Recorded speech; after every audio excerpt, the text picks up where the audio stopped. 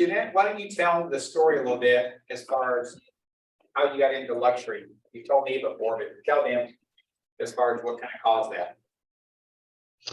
Well, it was not by choice, it was by necessity. And the reason I say that is I was a realtor, kind of that dreaded part-time realtor, because I was engaged. My daughter was 16. I was kind of busy with just life, and I sold a little bit here or there. My average price point was $99,000. This was a little over 20 years ago. And then sadly, my fiance was killed in a car accident a month before our wedding. And I had purchased a home and he had gutted it. He was doing the sweat equity as his, piece of that investment. So when he passed away, there was no one to do that. We weren't married. I didn't have access to his financials. And I was literally overnight saddled with $140,000 worth of debt. Workers were showing up the very next day to get paid and to finish the house. And it was a nightmare. So I did the math real quick. Well, after about 90 days of hardly being able to get out of bed, I was paying for everything on credit cards, groceries and everything. And I did the math and I thought, it's going to be 17 years before I get out of this debt. I'm going to have to do something different. And it was easy math to just say, well, if I could sell 5, 6, 7 times the average, I'll get out faster. So that's what I did. But I didn't grow up with any money. I didn't get, when I got divorced, I didn't get any money. I didn't have any money. And so I thought, how am I going to learn how to work with these people? And back in those times, in the olden days, less Google, hi Nicole, less Google, and we had Borders bookstores. So I would go and scrounge up enough for a cup of coffee and I would plant myself there for hours and I'd read everything I could about high net worth people, from cars to cigars to trips. I read the London Times. I mean, anything I could get my hands on. And I just learned the speech and the talk and what they responded to. And I just had to grow into that because I didn't have an option. And that's how it happened. And I cold called one project that ironically Rod and I had driven through one of the last drives we took on his Harley before he passed away. And he said, call these people. And I'm like, yeah. I'm busy. I don't need to work. Right.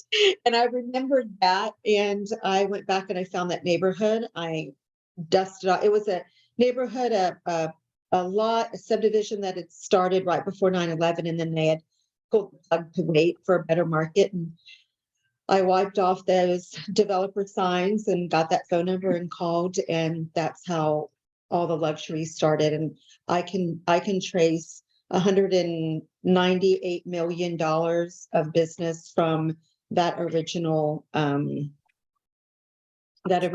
call. Cool. Nicole, how did you get to luxury? Because you already had some contacts lined up. Yeah. So, hello, everyone. I got into luxury because I actually worked for a family business for many years. So I sold custom window treatments. I sold motorized blinds and draperies, and all of our clients were the top 1% in Manhattan. So I was in and out of the best apartments and real estate throughout Manhattan. So I learned the inventory. And I remember my father used to tell me as a kid going in and out of these buildings that, Nicole, you'll never live this way. This isn't, reality. And I used to say, watch me, Dad. And I never took no for an answer. And so I decided one day I wanted to go into real estate, and I took Ignite, and first phone call was calling through the A's in my phone, called an ex-boyfriend, got my first listing, which was a studio apartment in Manhattan for $475,000, which is not considered luxury in New York. And I kept calling through my contacts, and I just I had in mind, I wanted to sell these incredible penthouses. So my cubicle, actually, my first year in real estate was literally pasted with printouts of a building called 157 of this incredible penthouse that was not even built yet. It was renderings. And I put that around my whole cubicle. So I imagined it and I envisioned and manifested that I was going to sell that one day. And as I got through more people on my phone, I just wasn't scared of a price point. And I remember calling an old client, and And just letting her know I went into real estate. And a few months later, she called me and she said, my husband's going to call you because he wants to sell our investment property. Now, this was in the AOL Time Warner building, which was a very prominent building in Manhattan overlooking Central Park. And I always dreamed of selling there because I would sell the window treatments there. And I made friends with the doorman. I knew I would visit them, give them coffee. So I knew my clients owned this investment property because of the doorman. I kept those relationships. And the husband finally called me and he said, I'm a little confused. My wife told me to call you, but our shades aren't broken because I sold their shades. We want to sell our investment property. I said, okay. And I said, can you meet me on Saturday? So he came to my office on Saturday afternoon and we sat down and I went over numbers with him. I knew that he was a numbers guy. And he said, well, my so-and-so broker from another brokerage, not going to mention names, told me it's worth about 4 million. I said, well, this line has not come on in a very long time. And it's actually, we're going to put it on for 6.7 and I'm going to sell it for 6.5. Had I had the negotiating skills that I have now, I would have sold it for 6.7. And I remember being a little worried about that price point. And I went to my mentor in our office in New York and I said, I might need your help on this because it's a $6.5 million listing. And she said to me, Nicole, you don't need my help. It's just like selling a $475,000 listing. It's the same thing. It's just a higher price point. So from there, I sold that pretty quickly within a week, actually. And I made sure that my marketing was always like top notch. So when I took photographs for that property, I remember I wasn't satisfied with the photographs. And I knew that your marketing was your everything. I mean, that's your portfolio. And before I actually got an accepted offer but I wasn't happy with the original photograph. So I had hired another photographer to take the photographs, which I didn't end up needing, but I did want it for my portfolio. So from there, I started posting things on social media, actually. And I always posted about the most magnificent real estate houses. And I wasn't necessarily selling them yet, but I was portraying to on social media that this is my brand. It's a luxury brand. And people started really thinking of me as this luxury agent. And I circle prospected around that listing that I had sold. And I also always believed that you should be where your clients are. So I would go to charity events, even when I couldn't afford to go to charity events. And I went into real estate with less than $3 to my name. So I would go and volunteer at some of these charity events and I was doing something great, giving back to the community, but also getting to know people who are on the boards who are high net worth individuals and have luxury real estate to sell. So just being in those circles and understanding the inventory, knowing all the different lines is how I really got into it. And I really tried to just market a certain price point for a very long time in the beginning. That's awesome. Jeff, how did you get into luxury real estate? Jeff, by the way, is going to be Keller Williams luxury ambassador out in Beverly Hills. Right, for the west side of LA. And I run the #1 team in Keller Williams Beverly Hills, which is over 700 agents in that office. And we just got the top award for volume, not units, because in luxury, it's more volume driven, just than units, because there aren't as many units to sell, which is one of the dangers of dedicating your entire career to luxury. I know Jeanette's done really well in that upper tier, and like the first few times we talked, she and correct me if I'm wrong, Jeanette, but I remember you had kind of a cutoff where you wouldn't sort of do it, you give it to a team member, and you stayed solidly in the high price points. And you can, any of us could do that, but I tend to work a clientele more than a price point. And it's why luxury kind of found me. When I first got into the business 22 years ago, I was hired by a boutique agency and they were pretty big on giving out leads. It was, there were things like floor time and incoming calls and people walking in, strangely enough, who would end up buying houses. This is all pre-social media. It's ancient history. And my very first buyer was Marilyn Manson. And he was given to me by the manager. And he said, I have this guy, he's in rock and roll. He's got a big album on the charts right now. And his manager is a friend of mine. So will you help him? So I kind of got just thrown into the deep end, and the boutique that I worked for was very heavily focused on the entertainment industry. So I started prospecting people in my database who were young writers living in rental apartments for $600 to $900 a month in Hollywood and trying to get on their first show. And the other day when I was at the Build How conference in Palm Springs, I have just closed a deal for 7.750 with a client, and I have grown with him for 17 years. And he purchased, originally he purchased a $2.5 million house. Then he purchased a $10 million house. This is sequentially, he's not holding property. Then he sold that, and I'm on both sides of when he's buying or selling, but I've never double-ended with him. Then he purchased an $8 million house. Then we sold it for $6 million because he and his wife split up in the middle of a giant renovation. So it was worth $2 million less. Then I sold his wife, his ex-wife, a $5.2 million house.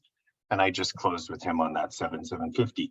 So that's one client over 17 years who consistently does business with me in the high end, and also more importantly, refers me every person he meets, including like grocery checkers.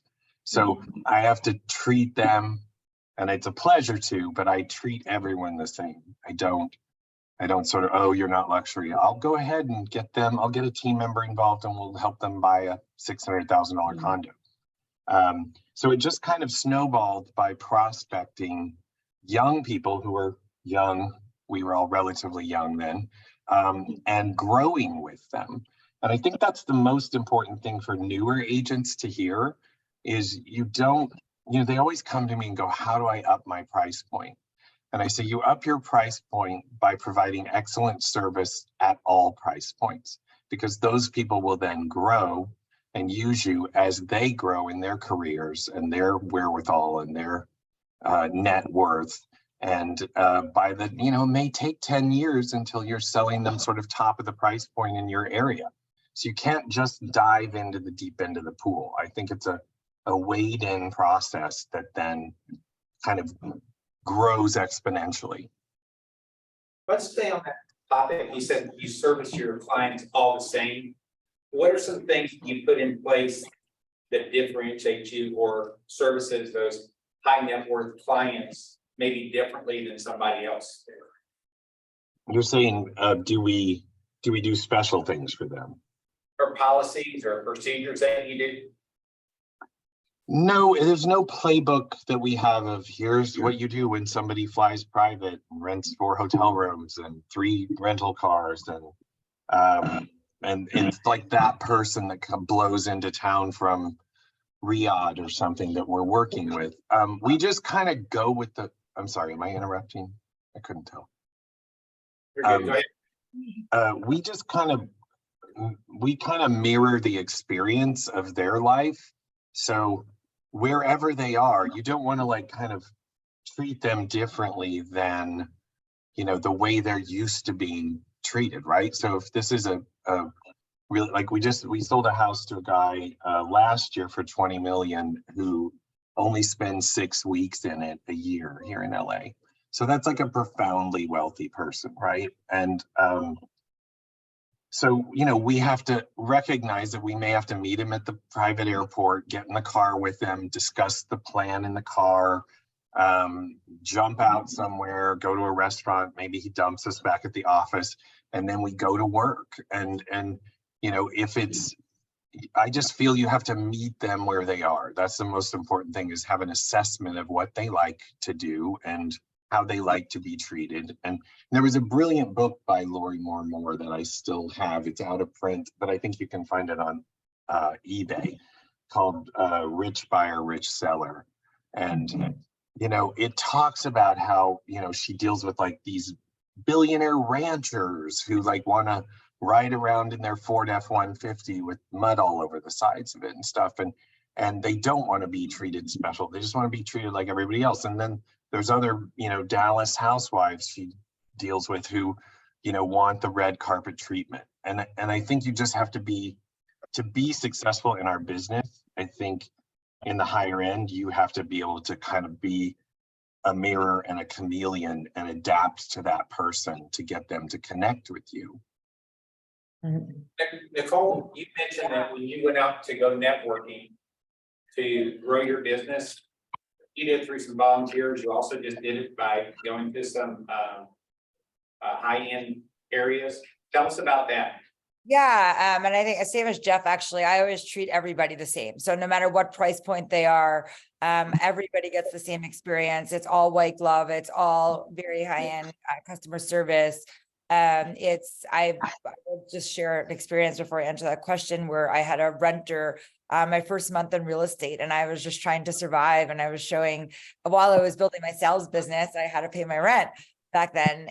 And I was showing, I think, $4,000 a month walk-up apartments to 3 roommates in the middle of summer. It was so hot.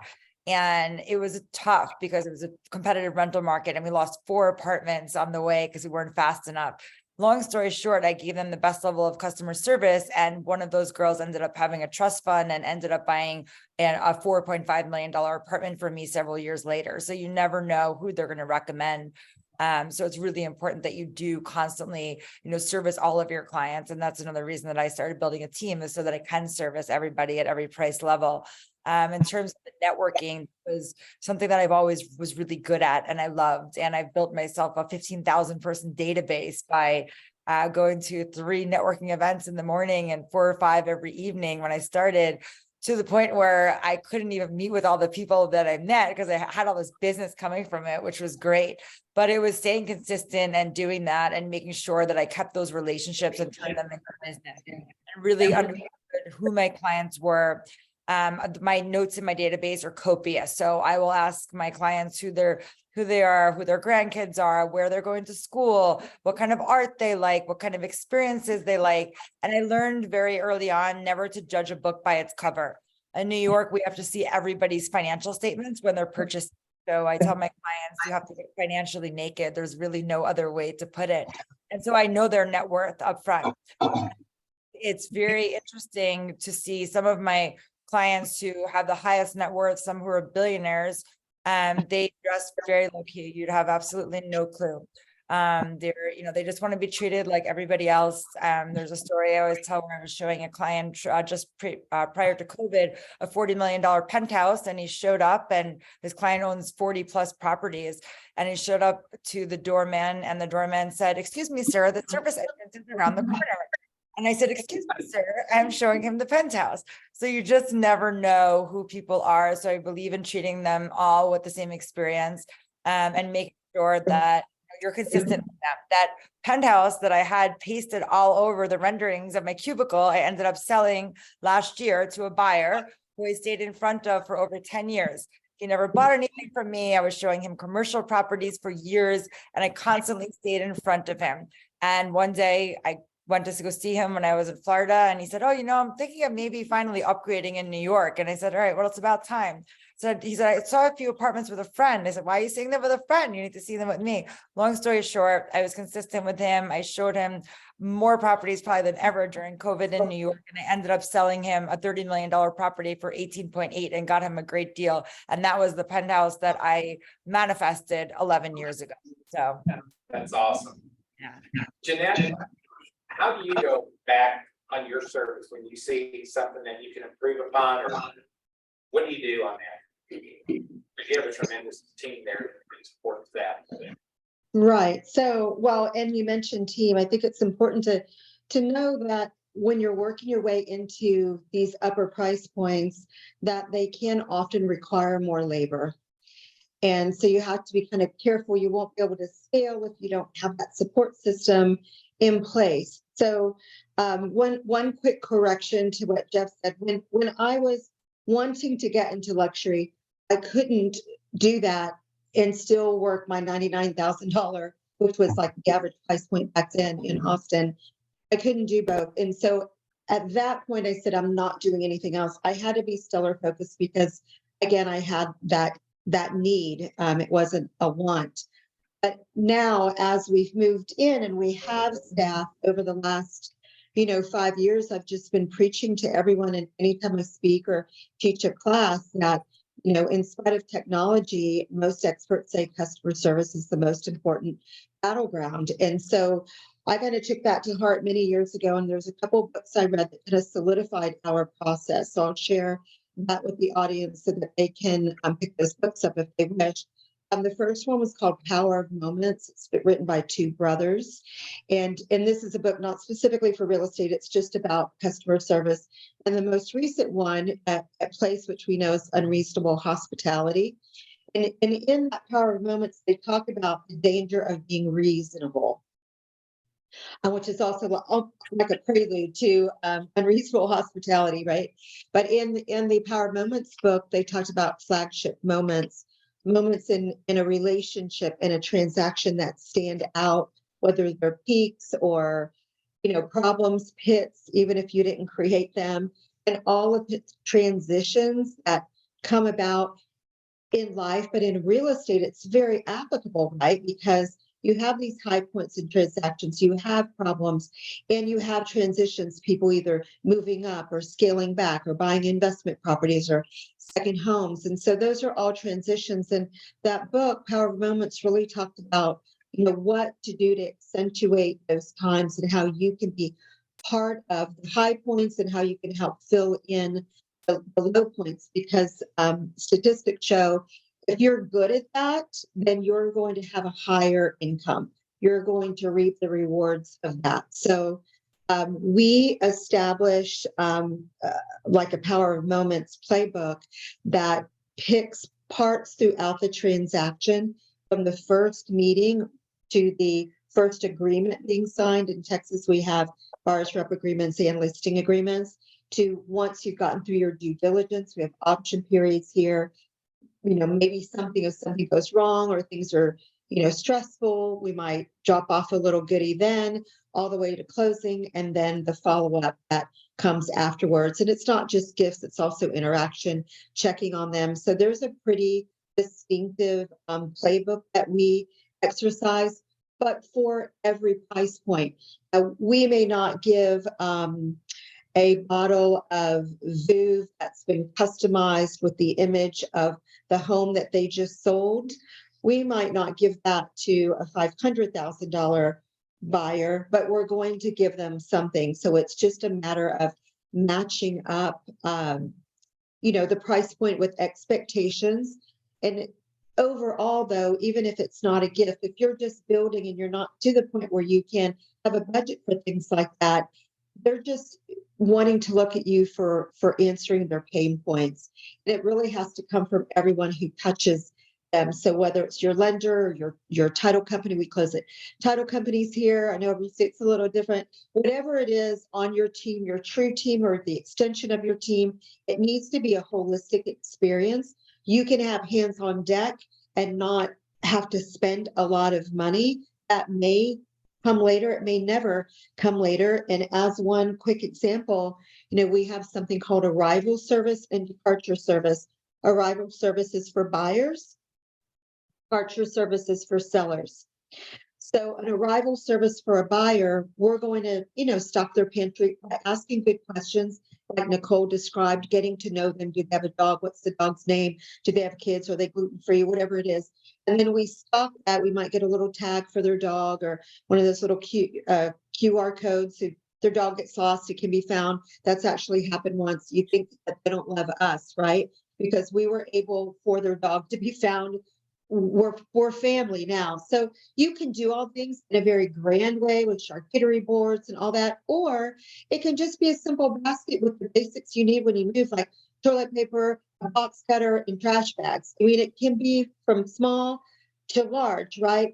It's just the idea of being a dream weaver and helping them in that transition. And departure service is the same thing, helping to prepare the home for sale, meeting the vendors there, helping them move. We've taken dogs out of houses and taken them to doggy daycare so they don't get, lost in the shuffle of the movers coming and going. It can be small, it can be big, it can be related to a house, it can be not related to their home, it can be referring doctors and, all the things that people need in transitions. And to kind of nail that for your particular clientele, for your area, you just have to look at everything you're doing. I call it deconstructing, just tear it all apart, look at every step, and then elevate that step as your budget and your time and your labor that you have at your disposal as it allows. Okay, I want to switch gears a little bit, and Nicole, I want to touch on this. Many times on luxury listing, you have to show that the buyer can afford it. At the same time, you're dealing with high net worth individuals, so you have to exhibit discretion. And I know the other agent also recognized that, but how do you do that in New York on your high rises? Great question. So it's kind of something that's known in the industry. I have a lot of clients who have to sign NDAs. I can't allow people to know who they are. They purchase in LLCs. So it's really managing their expectations. And a lot of times they work with me or my team because they know that we are very discretionary and we won't mention anything about them or who they are. And it's a lot of relationships in the business as well. There's certain price points where we will ask for financials prior to even showing the home. Usually that $10+ million buyer or whatnot, we will ask to see those financials before they come in. So it's really a matter of just understanding how to deal with them, understanding what their expectations are, and understanding, who do they want in their home. There are certain sellers who will ask us to financially vet the buyers, before we bring them in at a certain price point. And you have to be very careful about it. But because Manhattan is 75% co-ops, where we have to check everyone's debt to income ratio and see all of their financials prior to even submitting offers, it's okay that we do that. So it's a matter of just doing it in the most professional manner. A lot of times we'll ask for a bio on a buyer prior to showing a property. So we'll ask, like, who are they? What do they do? What companies do they have? And what is their net worth? Because we have to show their net worth to a potential seller regardless if we're going to be submitting an offer at some point. So in New York, it's something that is just, it's okay.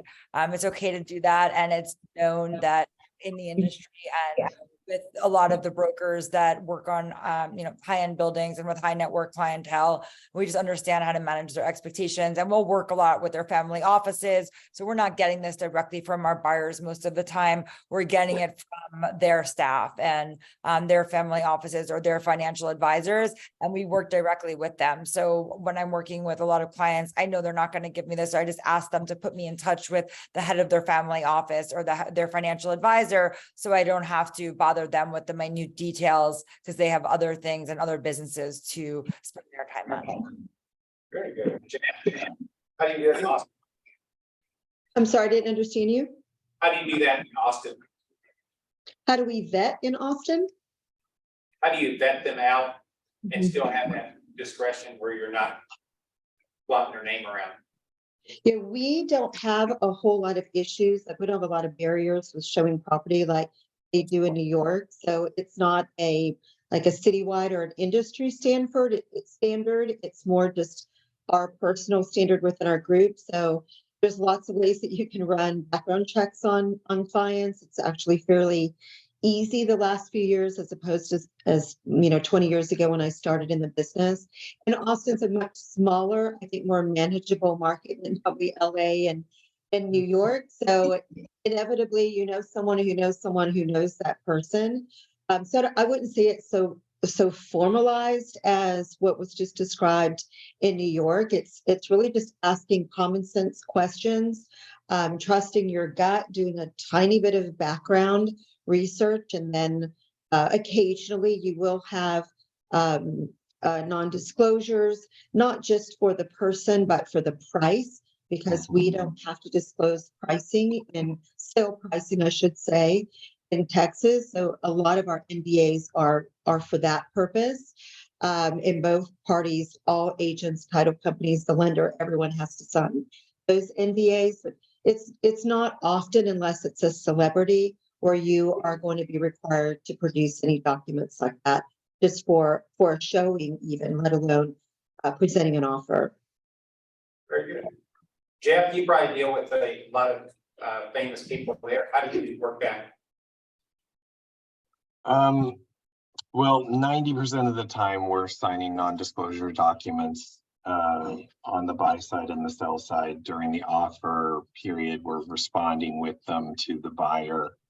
We're on the listing side and requesting it from the seller if we're on the buy side. And it's not necessarily related to fame, although that's part of it. The truth is they're very unenforceable. I mean, the documents that we sign basically cover the parties directly involved in the transaction, but there are 25 or 30 other people that touch the deal throughout its life. And that's usually where the leaks come from. And we just don't bother to trace them down. I mean, it just happens. And like Nicole said, it's a matter of managing the expectation of the client that this is probably going to end up on the front page of Variety online when they close escrow or soon after. And by letting them know that I'm going to do everything I can, certainly with regard to the trusted vendors I work with, to keep this quiet, that it's just an insurmountable problem in the media frenzy of LA real estate. I mean, we've got people on TV blathering away every night on multiple streaming platforms and TV stations. I'm into TV today because I heard this was a watch party, so that's why I'm here in my my childhood television. But there's so much indiscretion in LA real estate that it's sort of breaking down the concept of discretion. Like most buyers and sellers at this point are like, I know. I just recently had a deal where the buyer didn't want to be in the press because he doesn't want the people he works with that work for him to know that he could afford, an 8-figure house. I mean, he's tried to be really discreet about his net worth and his ability to do whatever he wants because he feels it can be demoralizing to people that he's paying whatever he's paying them. So there's all kinds of reasons. He's not a famous person. So there's all kinds of reasons that they want discretion, but it just is what it is. We just try to manage it the best we can. You shared some stats before as far as the percent of millionaires and billionaires that are self-made and ones that came from quote old money. Can you share those, or do you know those off the top of your head? I'm sorry, who was that for? You had shared before some stats as far as for self-made. Oh, yes. So stop. Now you're making me work. So, God, I don't know those off the top of my head. I don't have that info in front of me, but I do know that it's something like 86% of the world's billionaires are self-made billionaires. So they may have started with money, but it's not the world is no longer, family money from Scotland, Ireland, and England that gets passed on and ends up in America and then grows into the Vanderbilt fortune. There's very little of that legacy money that exists. We're talking about, people now like Jeff Bezos and Elon Musk and people like that, and billionaires in Hollywood who create and work on, Marvel movies. I call them the billionaire next door because, they aren't that different. There's no longer a class system.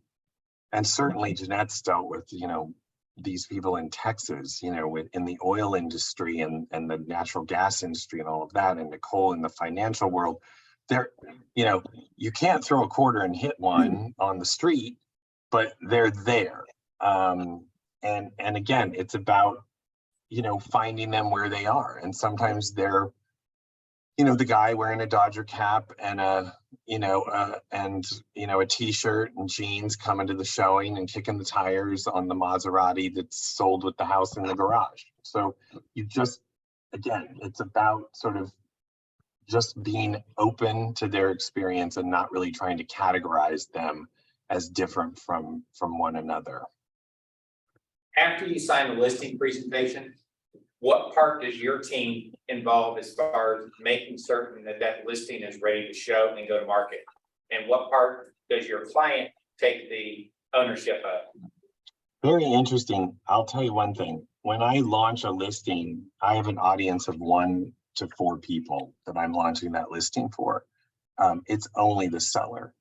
I'm only thinking about their expectations. I'm only thinking about what they want to see. I interview them in depth when we get to production or pre-production about what they vision this to look like. And I give them options and show them options. And it's kind of like picking out a diamond, at Tiffany. It's like, here are all the options that I can provide you with. We're not going to do all of them because that's redundant. But do you like this look? Do you like this style? Do you want this sort of media? Do you want that sort of media?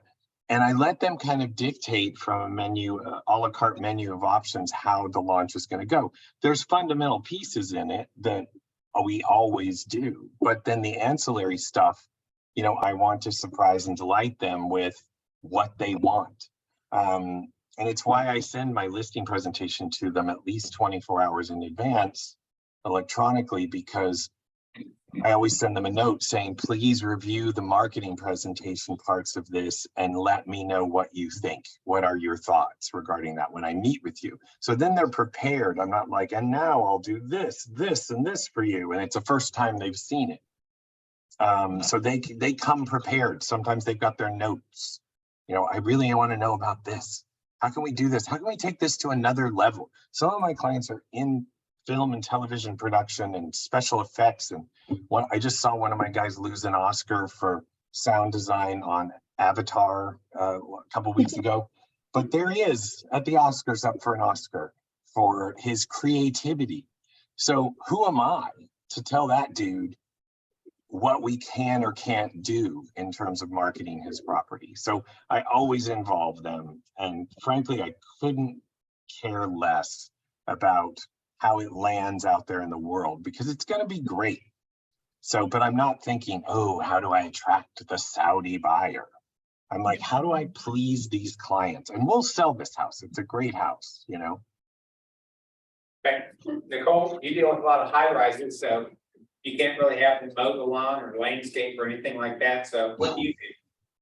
No landscape. So a lot of our clients actually have great teams and have personal assistants who can help get their apartments together. So when I go for the listing presentation, I suggest what we should be done to get it ready to launch and get it photograph ready.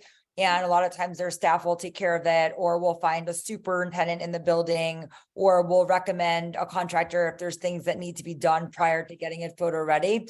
If we need to get it staged, we always help them. We introduce them to a staging company and we will organize all of that. So we are really a concierge service to our clients. So if they are too busy and they don't have an assistant or whatnot, or this is a pied a terre and they live overseas, because a lot of times we work with international buyers and sellers, my team on the ground will make sure that we take care of everything that needs to be done to get it ready to sell.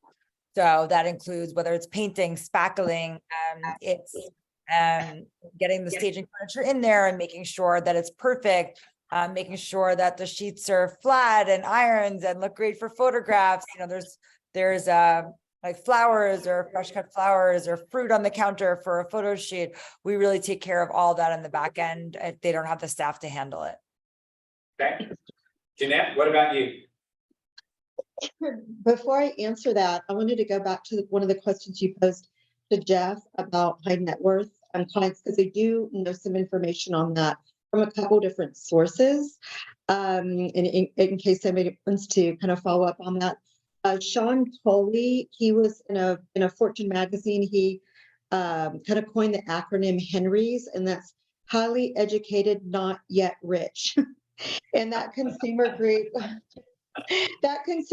identified as like the mid 40s, and they have they might have an income currently of 250, 300,000, but it's the potential. So it's investing in those people. Like I think Jeff mentioned before, you'll have clients that will quadruple easily their price point over a course of 10 years, and sometimes, much, much higher than that. So it's the potential of those people, the millionaires next door, the millionaires the people who are going to be the millionaires next door. There's also a wealth report, a Wealth X report. You can Google that shows that most high net worth clients are younger and younger, and they're more female. female high net worth individuals are more likely to hold real estate as an asset, and they're heavier over their male counterparts in cash. And 45% of millennials are more interested in real estate than their parents were at comparable ages. There's also a great study by a financial psychologist named Bradley Plantz, who identifies personality traits that are tied to higher income, higher socioeconomic groups. I'm sorry? Did you say something? I couldn't hear you. Go ahead, go ahead. Okay. So I just wanted to throw that out there, but I think your question, this next question was on marketing, or is that correct? How do you get your listing ready before it goes Yeah, to market? getting the listing ready. So we have a lot of hands on deck, and we can totally take over a listing of somebody's out of town, out of the country, and get it, with all of our vendor contacts, and we get it up and going. That's incredibly easy. And like Jeff, I'm not as concerned about the marketing pieces, but I am very concerned about who I think that particular buyer would be. So we do spend a lot of time in outreach with other agents, hosting events at that residence, that home, where we are going to proactively invite people, meaning like a first degree separation scenario. I might know some people, I might know somebody who's, high up in a company, Indeed or Apple, and I can kind of track that through LinkedIn. LinkedIn's a great friend for that. And then I'm going to ask them to bring that person that they have a contact with. So we're more about proactively bringing someone. I, again, don't care as much about the actual marketing piece, that the house is going to be presented in the top notch that the seller will allow us. Sometimes they put a little bit of kibosh on some expenses. So we have to do what we, are given permission to do. But the onboarding and the presentation of the property is very, very easy. And like Jeff said, we do try to heavy up on the information ahead of time, like in what I think most people call like a pre-listing drop off or book, so that we can spend a lot of time strategizing. So when we are doing the face-to-face, so our pre-listing book, and I just brought you an example, is this hard book. I don't know how well you can see this, but it's an electronic book. Something will come on the screen, it will play, there's a video, it will play, it talks about marketing, it talks about our staff, it talks about arrival departure service, it might mention a little bit about luxury stats. You got to be careful about that, because then it's a shelf life is limited for this particular tool.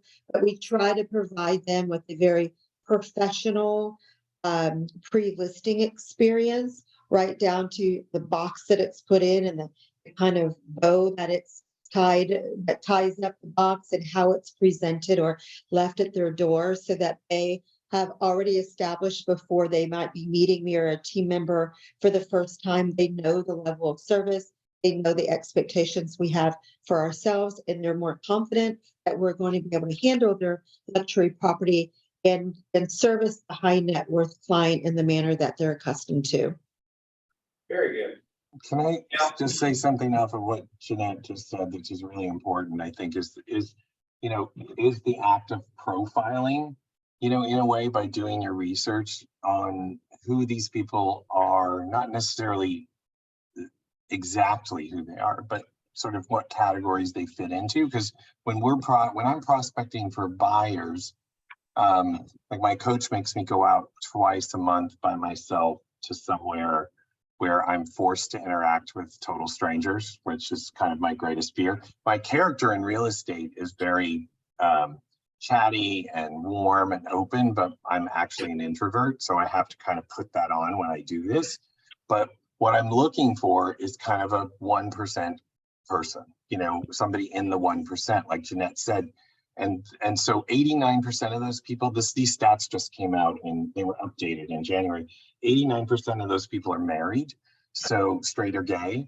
73% of them are 34 to 44 years old. So that's the decade of they've become well off, but they're not rich yet.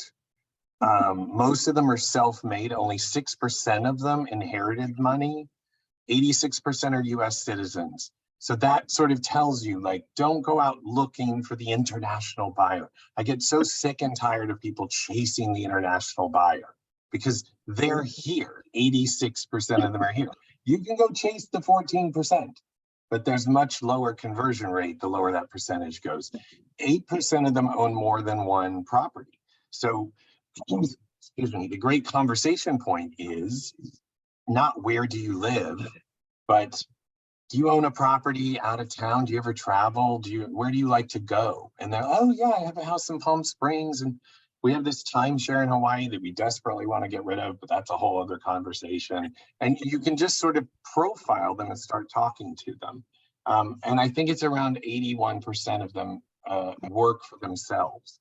So, you know, you're gonna be able to engage them with a conversation about what they do, you know, not, oh, I work for IBM, you know, it's like, oh, I create content for online advertising for Google or whatever it is. So you do have to know who these people are. I think Jeanette brought up a really important point is, you know, don't waste time, you know, only focusing on the rich per se to get into luxury. It's the upcoming generation of wealth that you really want. Sorry for that diversion. Add to that, if is just really being authentic. Like it's funny, I'm kind of totally different from Jeff. I love being out and meeting people and talking to people, and I always feel like I just attract my clients. And I actually got to a point where, you know, I'm not like intentionally going to certain things anymore, but it's more like I'm just surrounded by the top 1%. So whether it's places I'm going on vacation or events I'm going to, it's just my lifestyle has become the same lifestyle. So they're all in my circles. A lot of my clients, I'd say even over the past 2 years, I met through travel. So I'm staying at the same hotel as them, or I've met them in business class on a flight and we've just started talking naturally, or I've met them at an art exhibit, or just something that I'm doing in my everyday life. So, you know, it's when you're authentic and you just build natural relationships, that's also a really great way to meet clients and just doing the things that you like to do every day. You haven't had fun until you go out with Nicole somewhere in a world city. I'll tell you that much. Thanks. She's a magnet. Let me ask you, because you say that the age range is at 33 to 44, and some of the people we service now are in their 50s and 60s, they're not selling homes and buying homes at the same velocity that they were before. And I heard Jeanette speak about this not too long ago. So regenerating that sphere that you cater to is important. You guys mentioned a couple ways.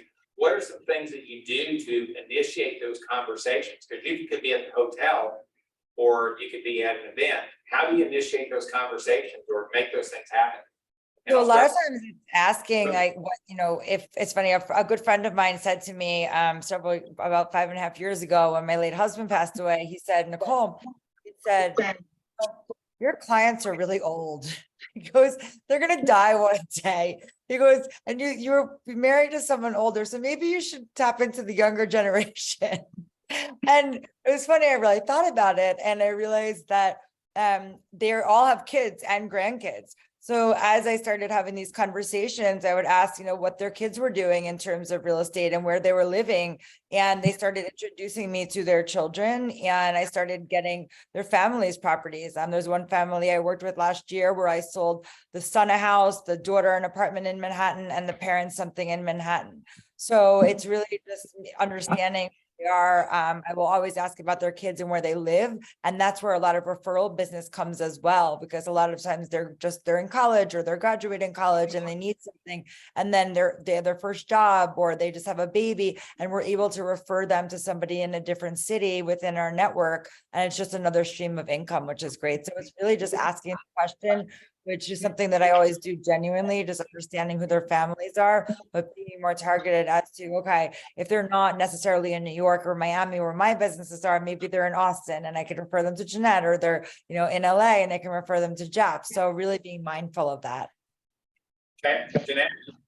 You know, I just had this happen to me. I was getting my Botox, and my doctor, who's been my doctor for my Botox guy for 25 years, and my client, we're just kind of chatting. And I tell you, being able to talk about place and Goldman Sachs buying 8% and that relationship and what it offers, it automatically, I mean, Dr. Nick has known me for 20 years. And like that, he had this different perception. I mean, he knew, he knows I'm in like the top 10 luxury agents in the city. Like he knows all that. He's my client, but there's something else that happens with people when they hear Goldman Sachs.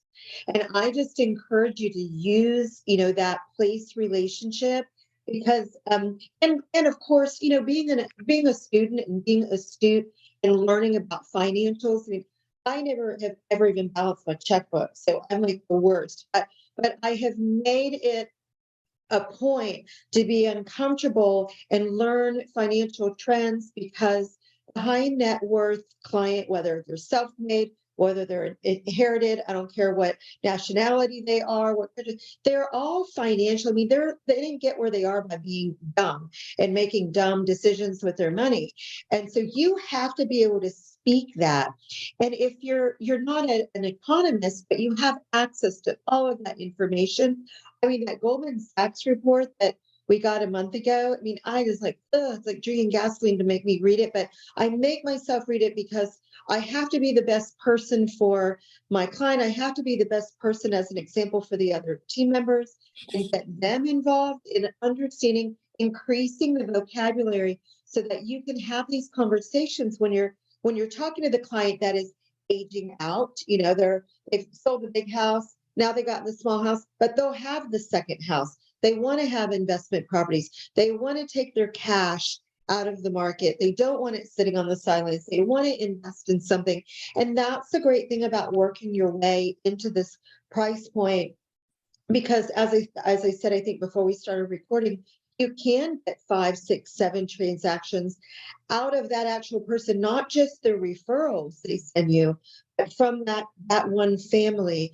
But not if you don't show up data driven, being able to share information on the market in general, the housing market, how it's affecting them, banking. I mean, you have to bring it because these people are used to surrounding themselves with the best in the fields of all industries. And that needs to be you. Okay, Jeff? Well, I'm doing my first third generation deal right now with, so I worked for this kid's grandfather and for his parents and now with him, which is really thrilling because I'm certainly not, a spring chicken running around with his friends, but he wants the same level of seriousness and gravitas that dad and mom had and that grandpa had. I was very young when I worked for the grandfather, by the way. So, it's kind of really gratifying. I mean, talk about a moment of kind of an epiphany of how this can be. By just staying in touch, staying in a position of providing the services like Jeanette was talking about just throughout the year, keeping them on a low-key drip. I have a thing called Drop By Wednesdays, and I did it yesterday instead of today, where I focus on one client a week, and I go kind of drop by wherever they are. I set it up in advance. Nobody wants to see you as a surprise. But I either want to come check on a renovation or check on an idea they have about the house or go by and have a coffee with them at their workplace. And you just can't believe how doing that, 40 to 45 times a year with purpose just creates a real depth of connection with these people. The other thing I recently, if you go to my Instagram page, which is my name backwards, is Yarborough Jeff. But I posted a voicemail where somebody called me a real estate vulture. And it was like one of these, it wasn't an expired person. It was someone calling because the sprinklers were going off constantly at this estate.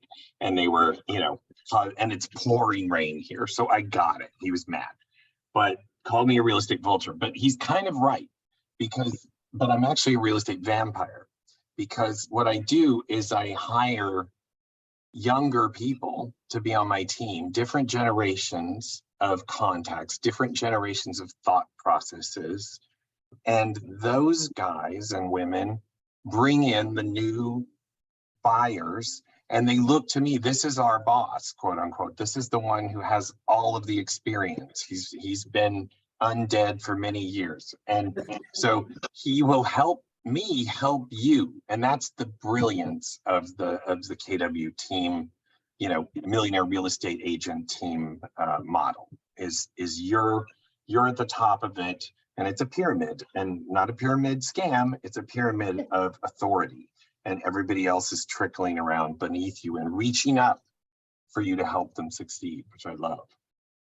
And that's one of the great things I see in Keller Williams is people reach down and pull people up. I see For that sure. all the time. Yeah, it's happened to me many times. I'm always very thankful for it. I'd like for each one of you to kind of maybe give something that I did not ask that you feel is very important in your luxury business. I'll go, if that's okay. We all Okay. freeze.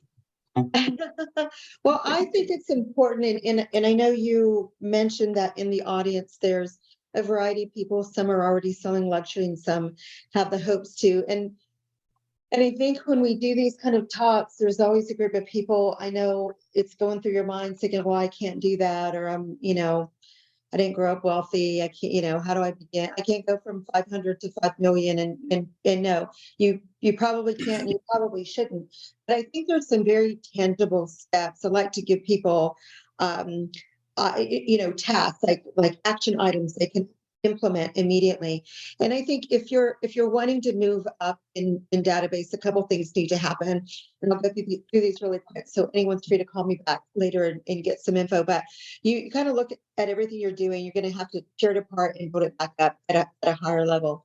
You want to look at your database. You want to pull out the top 20% of your price point sales. Secondly, you want to pull out your top 20% of fans. They may not be top price point, but they refer. You want to look at your farm and see if there's anybody that will be kind of the next level up, any areas. And that becomes kind of your elevated SOI, and you're going to treat them differently. I always say it's not always a democracy. I mean, you're just not able to have that much time in your life to once you get a database of 1,000 people that everybody gets the same time and attention. But that group of people, they need to be focused on, and let's just assume that their average, your average price point is 500,000 and you want to increase it 20% each year to eventually stair step into this luxury business. You've got to look at your SOI, this elevated list, and see, is that going to be a match?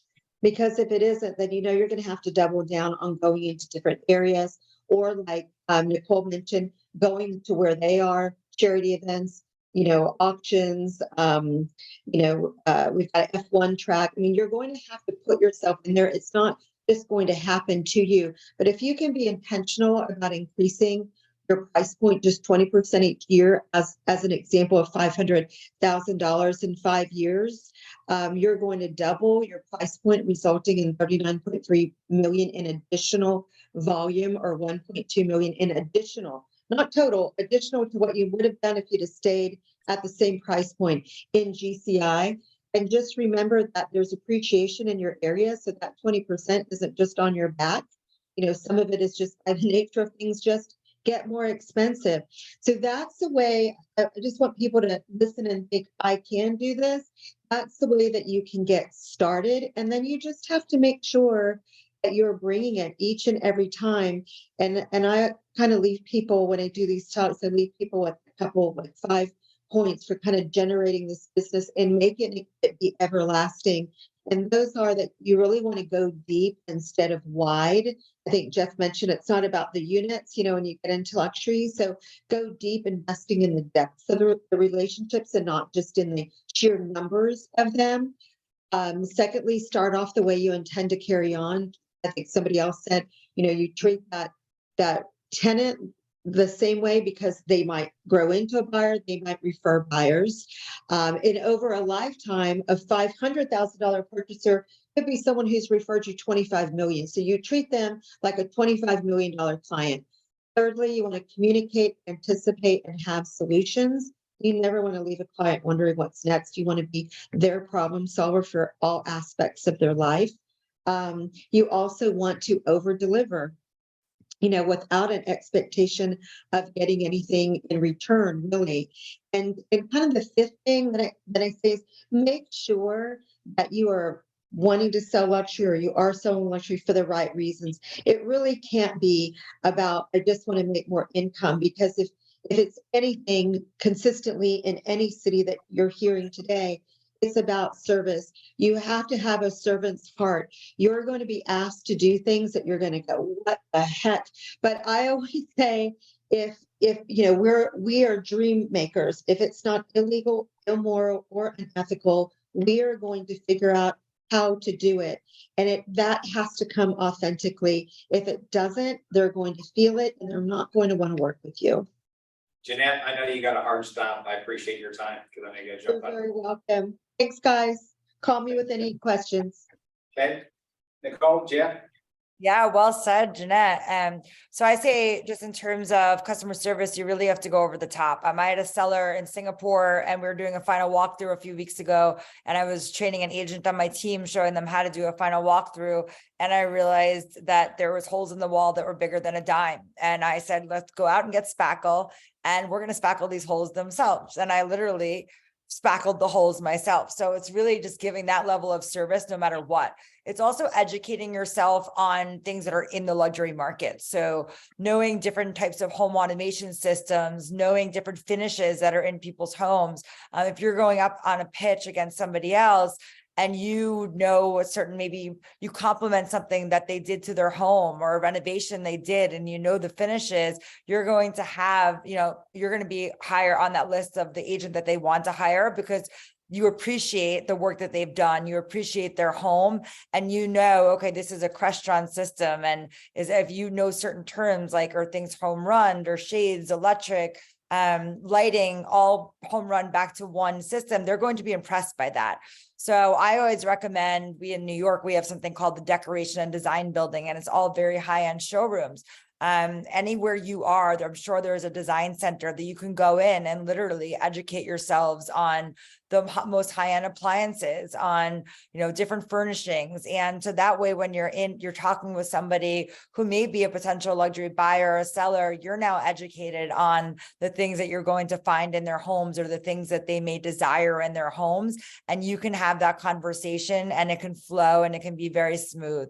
The other piece of, advice I would give is be confident. So people love other people who are confident. They want to work with people who are confident. And that's a lot of the time really what it takes to get some of these luxury listings, is knowing that you can sell it. One other thing that I do sometimes is, we can't door knock because we have doormen in New York and we're not allowed in the buildings.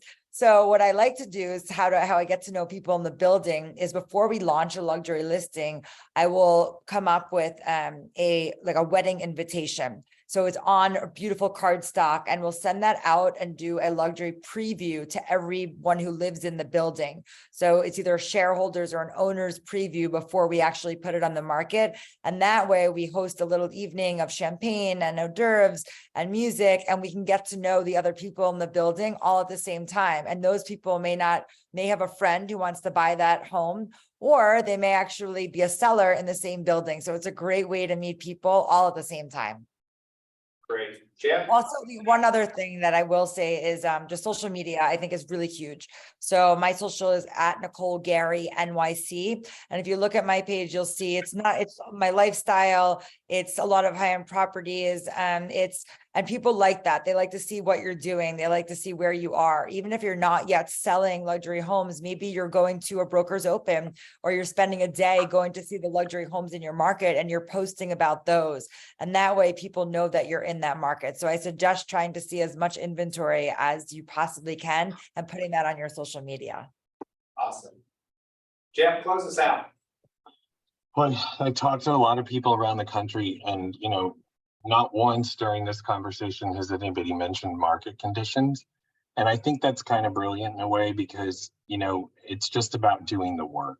It's really about putting in the grinding hours of the day until you just can't work anymore. Because, you know, I have too much work to finish every day. I never get to go, ping, I'm done for the day. I'm always like, gosh, I should do that.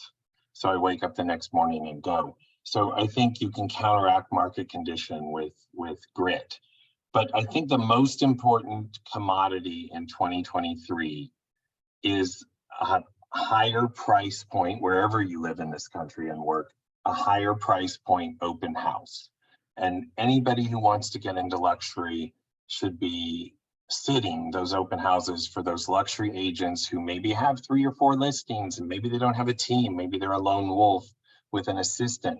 You need to sort of find the agent conduits to those open houses, because when you're there, you're meeting those buyers where they are. They're coming to a house that's maybe in the higher end of the price point for your area. So they're probably a qualified buyer, not out wasting a bunch of time. And how do you get those open houses over other people? People are constantly coming to me, do you have an open? Do you have an open?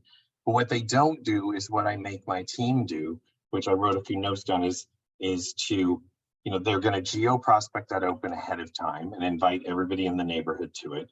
They're going to door knock for 1 hour before the open house, either that morning or the day before, and invite people to it. They're going to do all the follow-up for me for all the represented buyers that came through the open house and sort of find out from those agents feedback so I can give all that to my seller.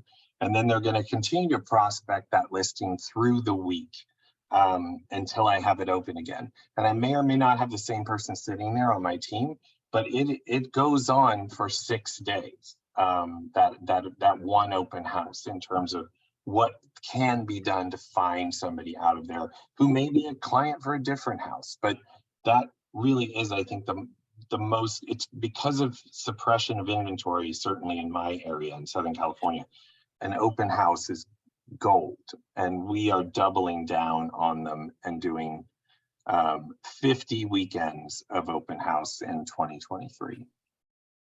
What can we do for you, Jeff and Nicole? Please. Just questions. If you have a minute, if anybody has any.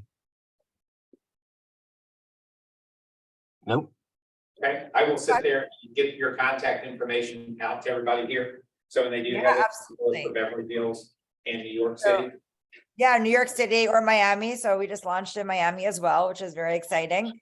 My email is Nicole, NICOLE, at the Nicole Gary, spelled GARY, team.com. My Instagram is at Nicole Gary NYC. So if you want to follow me or you have any referrals from New York or Miami, we'd be happy to service you and your clients and send you a great referral fee. And if you guys have any questions at all in regards to luxury, always happy to answer them. Please send an email.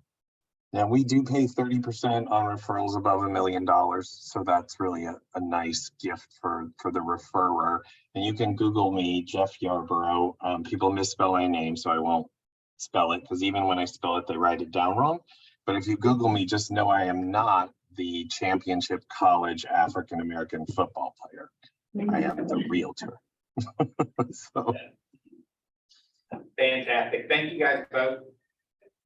You're very welcome. Thank you so Thanks much for for having having us. us. Have a great day, Bye-bye. everyone. Good to see you a second time today, Nicole. You too. Bye. Bye.